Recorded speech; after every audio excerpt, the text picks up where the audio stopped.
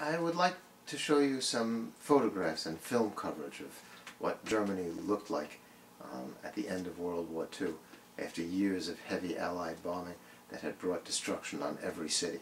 Most of the scenes that you'll look at now are actually photographs of Berlin immediately after the war. A few years after the war, Hannah Arendt returned to Germany for the first time with a mission to reclaim Jewish property, either to its rightful owners, or if that was not possible, to disperse it among Jewish communities around the world. And here's what I've written about Hannah Arendt's first visit to Germany after World War II.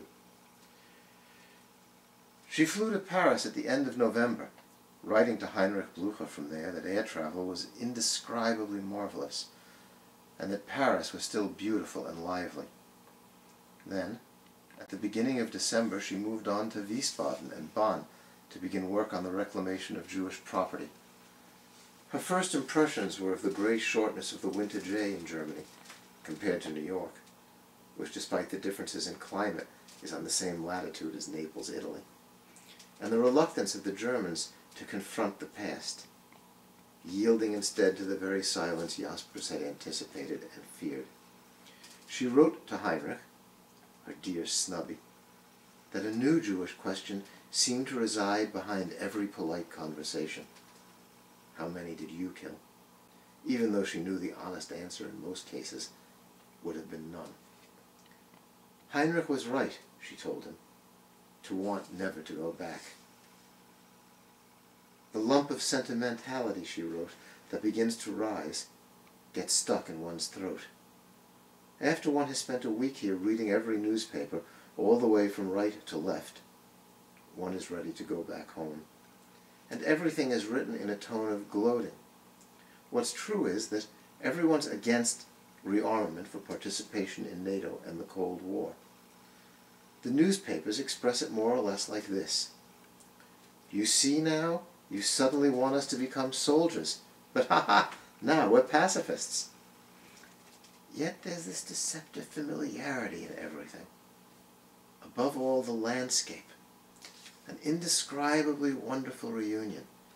Towns which one suddenly remembers, because one's feet know so well which way to go. Silence about the past, about what had happened, how it had happened, who had done what, was oppressive. The proverbial elephant unspoken of in the room.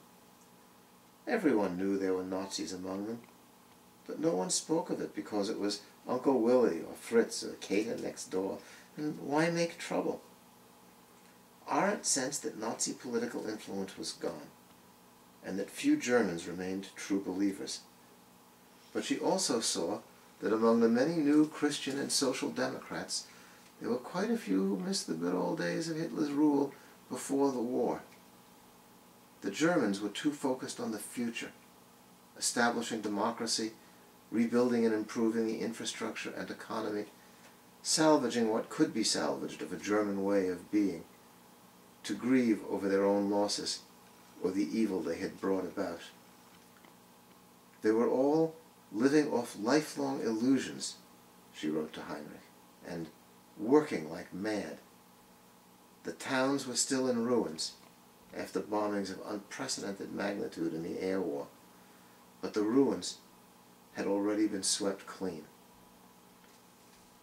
The sight of Germany's destroyed cities and the knowledge of German concentration and extermination camps have covered Europe with a cloud of melancholy, she wrote. But nowhere is this nightmare of destruction and horror less felt and less talked about than in Germany itself. Amid the ruins, Germans mail each other picture postcards still showing the cathedrals and marketplaces, the public buildings and bridges that no longer exist. And the indifference with which they walk through the rubble has its exact counterpart in the absence of mourning for the dead, or in the apathy with which they react, or rather fail to react, to the fate of the refugees in their midst. This general lack of emotion and apparent heartlessness is only the most conspicuous outward symptom of a deep-rooted, stubborn, and at times vicious refusal to come to terms with what really happened. Watching the Germans busily stumble through the ruins of 1,000 years of their own history, shrugging their shoulders at the destroyed landmarks, or resentful when reminded of the deeds of horror that haunt the whole surrounding world, one comes to realize that busyness has become their chief defense against reality, and one wants to cry out, "But this is not real. Real are the ruins. Real are the past horrors. Real are the dead whom you have forgotten." But the Germans are living ghosts, whom speech and argument, the glance of human eyes, and the mourning of human hearts no longer touch.